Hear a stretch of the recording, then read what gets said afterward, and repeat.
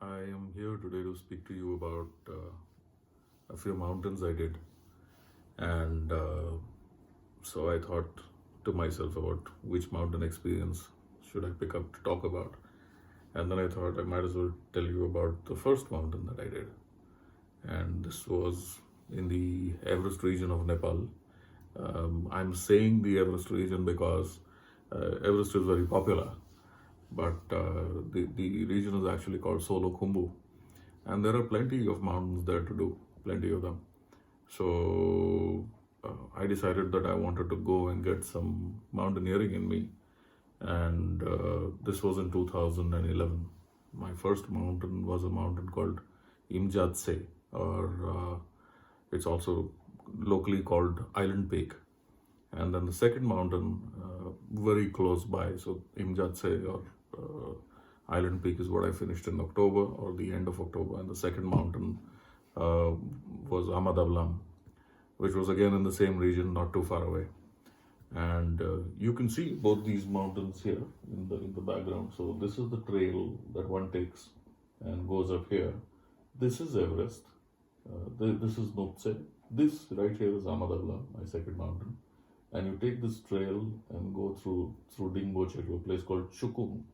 And from Chukung, you go further up here, and you can see Lhotse Shah, which is the south face of Lhotse. And this is Lhotse. And right here in this valley, right here is Imjatse or Island Peak. So in 2011, I decided I wanted to start climbing. And in September of 2011, I finished my basic mountaineering course from Abvemas in Manali. It was a good decision to do that. Prior to that, I had hired or commandeered a very good agency, one of the best in the world, to help me with my climbs. And in August 2011, they kind of pulled the plug on me and said that as an Indian customer, perhaps I'm too demanding and they wouldn't have me climb with them.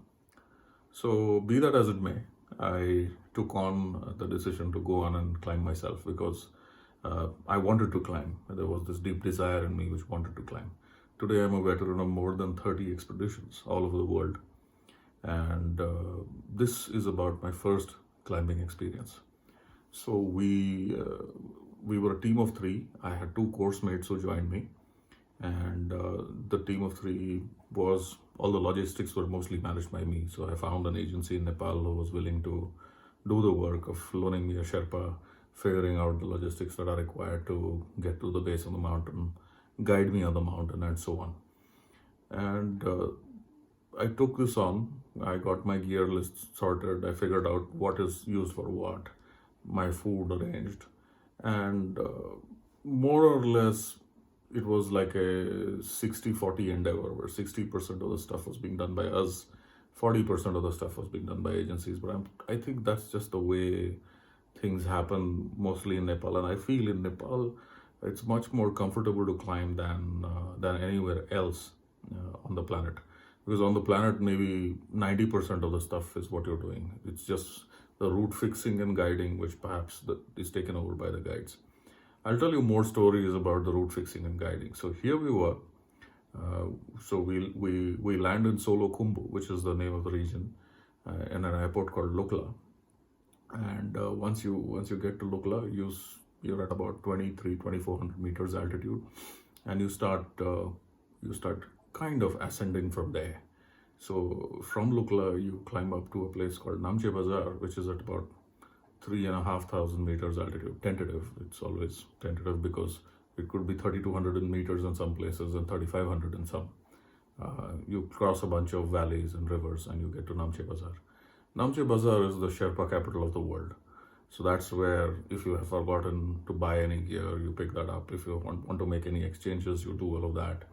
You meet more people from all over the planet. You get your last couple of drinks in you, and so on. And then you move further up to acclimatize, because after 3,000 meters, it is normally not easy for people to start handling altitude. So what we had decided is that we'd have a pre-climb acclimatization routine. And this is the autumn season of 2011. So in October, it's very bright, a lot of light, very good weather normally, very stable and good weather normally. And mountains weather changes every other day. Big mountains make their own weather. So you have to be very careful about where you are on the mountain, what time of the year you're on the mountain. You don't want to get caught roughshod in a storm, because the mountain will then have its way with you. The mountain has its way with you anyways, but the little opportunity that you get, the little window that you get, which you want to then pick up, be careful, go up and come back, and be happy about the experience, is perhaps taken away. So one has to be careful about these things. So we walked up to what we know as the Everest Base Camp. And just before Everest Base Camp, there's a small village called Gorakshep. And in Gorakshep is where we camped for a while. And then from Gorakshep, we also went to Kala Pathar, which approximately is about 5,600 meters. So that's a lot of altitude. So when you've gone up that high, it's almost like climbing a mini mountain. And Everest Base Camp is about 5,300 meters. So you're very, very well acclimatized. And finishing all of that helped us gain all the it's more or less, it's really not climbing here. It's more or less, you can call it a combination of walking, trekking, and some patches of climbing, but it's not really very difficult to get this high when you're doing this route. So now you have to go and climb. Now climbing is another matter altogether, because you are looking at degrees or gradients which are above maybe 40 degrees or 45 degrees. You're also looking at crossing glaciers. You're perhaps looking at a snow slope.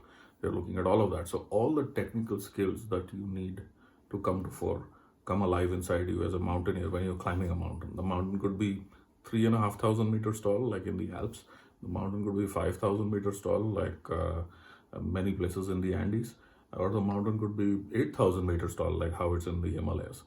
And the beauty of the Himalayas is that since we have a range of mountains which are from 3,000 meters to 3,500 meters or whatever, all the way up to 8,900 meters, which is Everest, we have a range of mountains which are available to us to climb, hundreds of mountains and beautiful ones. Like if you can see Ahmedabad right here in the background, I'm lucky to have been the first Indian to have climbed this mountain. It's rated as one of the prettiest mountains in the world. And it was a mountain that I desired very deeply to climb ever since I was a child, ever since I was about 17 or so. So since then, it has been part of my desire to be wanting to climb that mountain. And I was finally living that. Well, now let's come to the climb. So after this, we come back to a small village called Chukun, which is here in this valley, right here. In this valley over here, it's called Chukun, and in that village you are getting acquainted with a lot of other people who have come from all over the world to climb. And I made friends with a South African gentleman called Rock. He was Indian South African, as in his parents or great grandparents or somebody had emigrated to South Africa 50 or 100 years ago during British times. And no, I'm sure it must have been 100 years ago, because he was everything but Indian. He was completely South African. And he had a white climbing partner along with him, who was again white South African. And then there were the both of them. And there was me and there were my two other climbing partners. So there were like the five of us.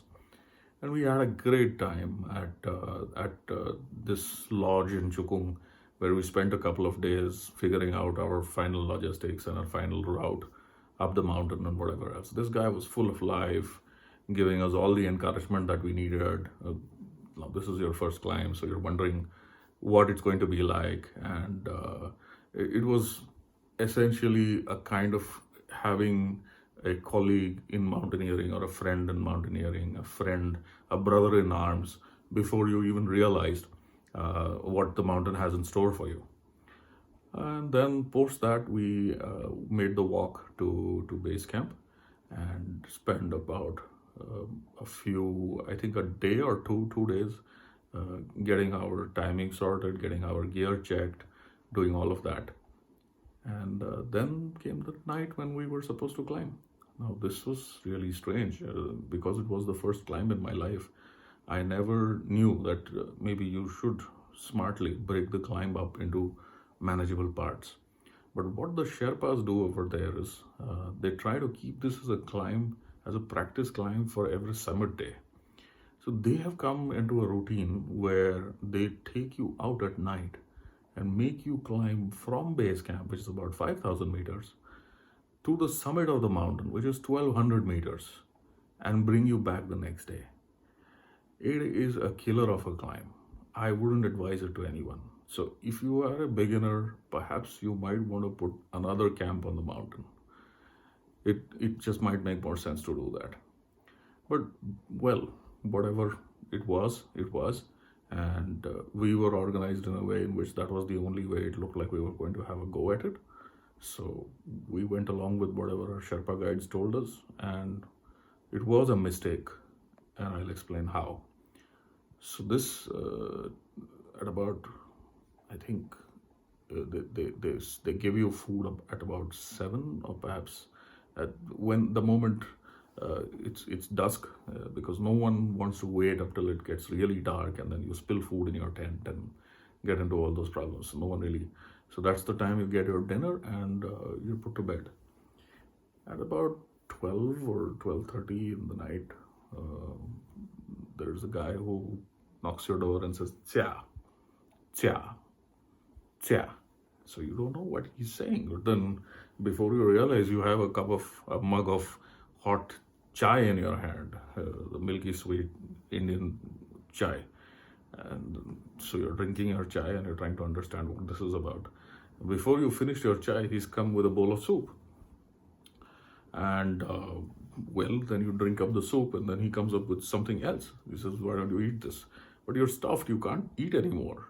But he says, no, you gotta eat what you have to eat. So you eat what you have to eat and then you finish with all the eating. And then you get into your so-called combat gear. You get into all your climbing clothes and your climbing boots and whatever else. And that's when we realized that we are going to be trekking a long distance, or climbing on rock a very long distance. And maybe it just might not be worth wearing our climbing boots to do that, because that's a lot of heavy load on your feet. And not only will you damage your climbing boots, you will also tire yourself out on rough terrain. So at that time, I took a decision that no, we'll carry our climbing boots. So either we carry it or the Sherpas carry it, they can choose. We had 2 Sherpas and we had a third guy with us who wasn't doing too much.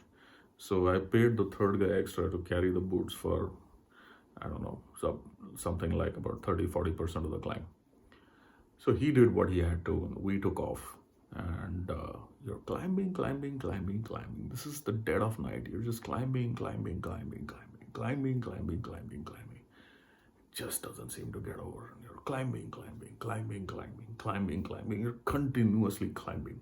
You're climbing on rock, you're climbing on ledges, you're climbing suddenly on patches where you have to hold on to ropes, you're climbing on slippery surfaces, you're climbing, you're crossing springs, you're just climbing and the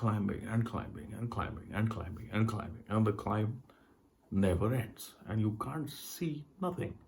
It's pitch dark. You can't even see your own hand. You can't see your own hand in front of your face. That's how dark it is.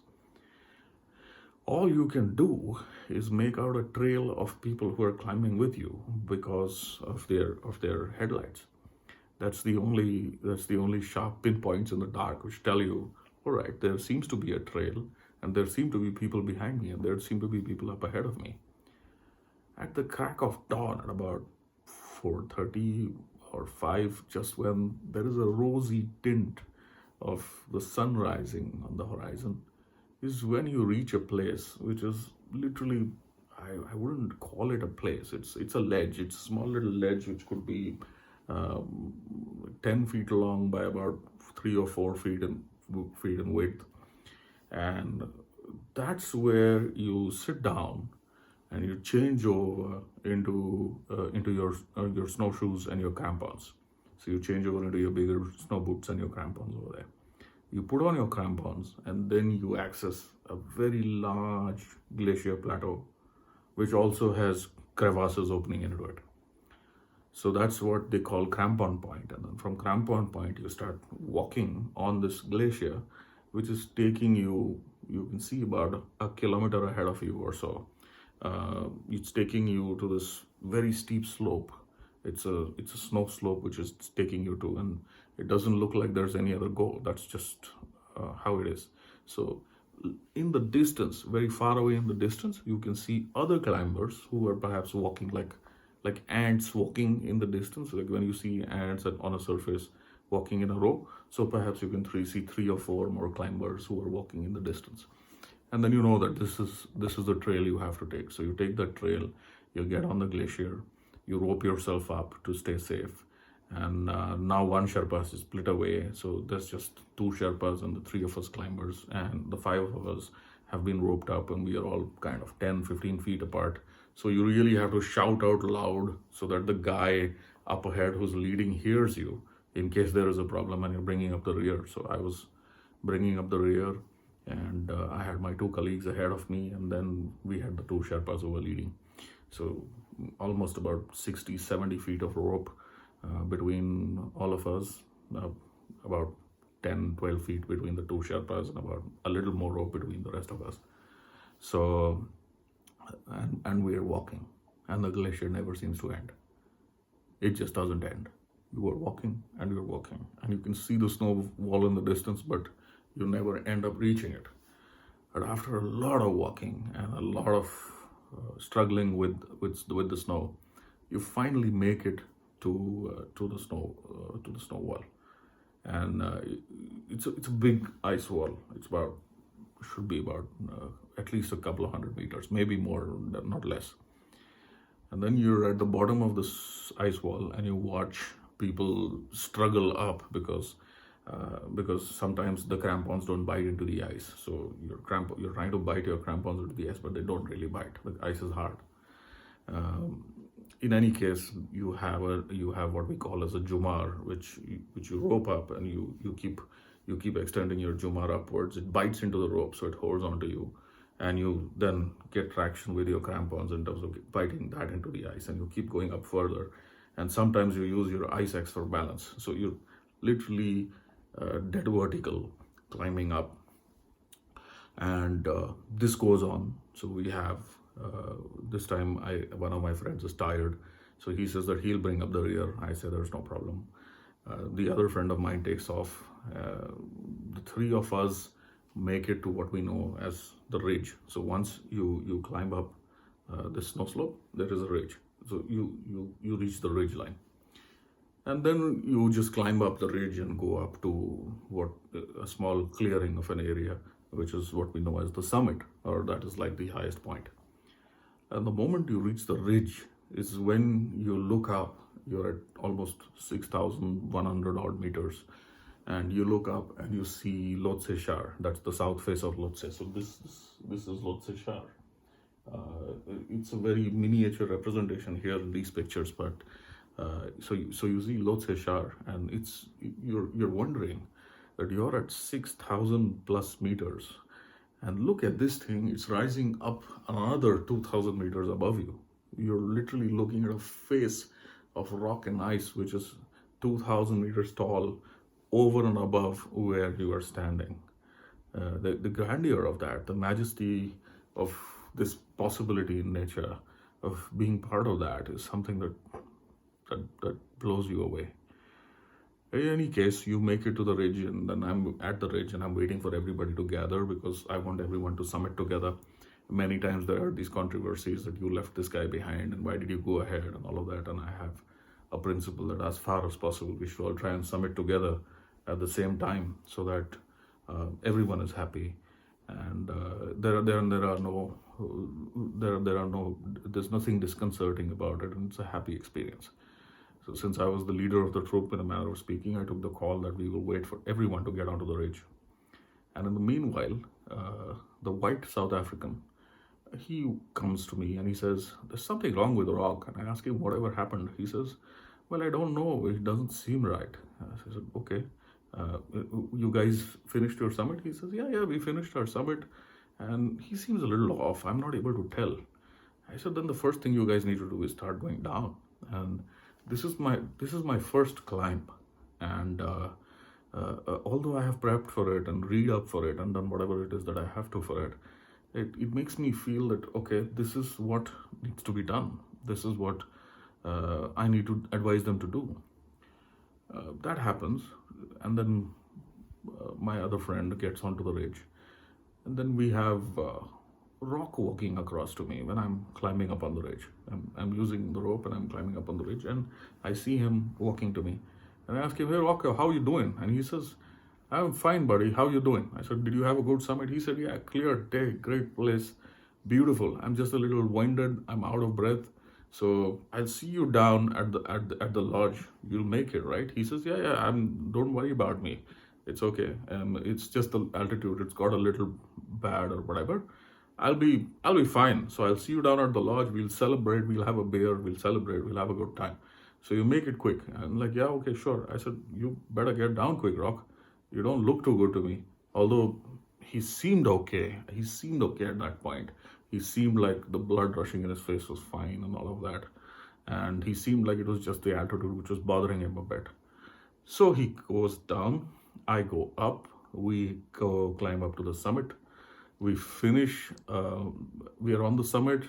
We are very happy. We are taking pictures. It's an absolutely clear day.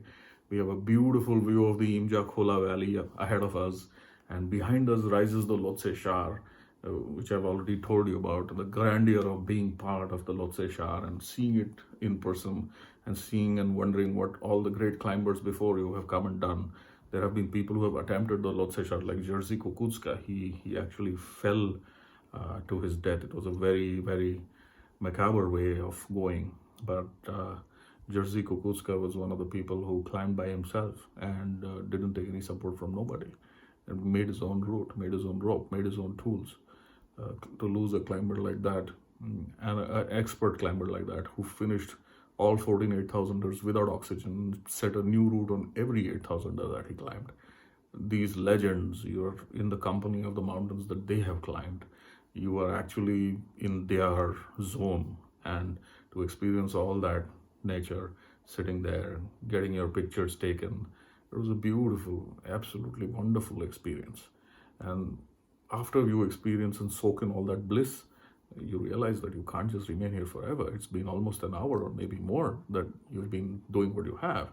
It's time to turn around and go back. So you've snacked up, you've rehydrated, you figured a whole bunch of stuff that you needed to do, and so you turn around and then you start walking back down the ridge.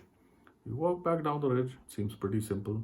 You come to that place where now you have to upsail down those 2, 3, whatever, few hundred meters down the snow slope.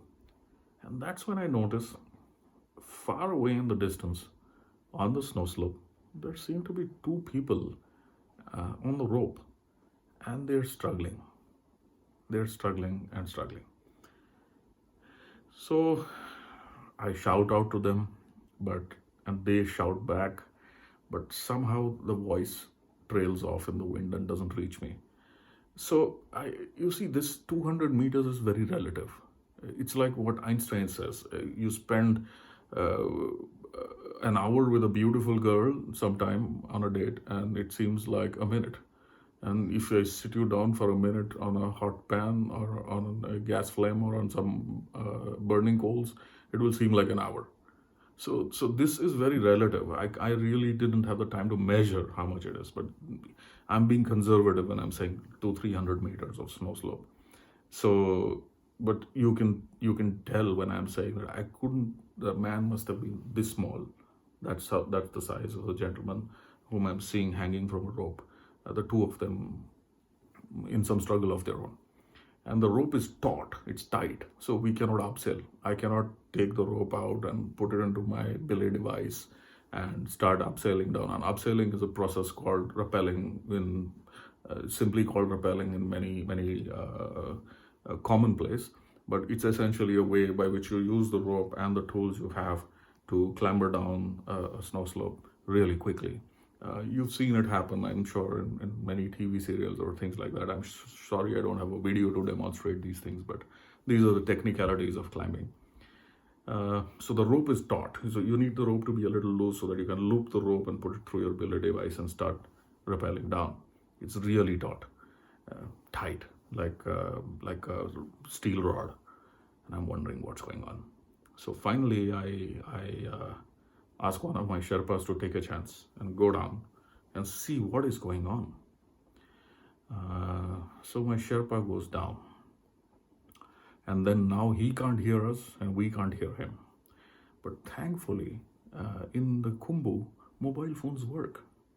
So I call him on his phone, and uh, for some strange reason, his phone works. He picks it up and he says, "We have a dead guy on the line. There's a dead body on this line." So I tell him, "You know what? You do whatever you have to get the dead body down first. We will follow. But you get the dead body down." And I ask him, "Who is he? Who's the dead body?" And before he can say anything, the line gets cut off. So I say, "Well, we have to do whatever we have to do." And so this goes on. An hour later, we three have clambered down somehow on the mountain. We've somehow figured out how to get down because of all this confusion. And when we reach the bottom of the snow slope, we realize it's rock. He perhaps had a massive heart attack or something, I don't know, or a stroke, but he couldn't make it. And to think that he was descending. So it was like he's finished his climb, he summited, all of it was done. All he had to do was just walk downwards. And this happens. So the next 3 hours are almost spent in taking his body and dragging it onto the glacier and keeping it in a visible place where perhaps a chopper can land and pick it up and take it back. And then after that is done, we start walking back along the glacier. We pack his body up safely in a sleeping bag, I think, along with a tarp or something. We tie it up to secure it, and we put some rocks on it and stuff to secure it so that it doesn't get blown away in case there is wind or storm or some such thing. And after that is when we start walking downwards. So by the time we reach base camp back again, it's almost 24 hours since when we started out. It has been one hell of an experience, and we are in no mood to celebrate our experience anymore because we lost our dearest friend. So life is bittersweet, and climbing teaches you to take the rough with the smooth. The blows come from any place, and you have to be willing to handle what comes your way. Good luck, guys. Thank you.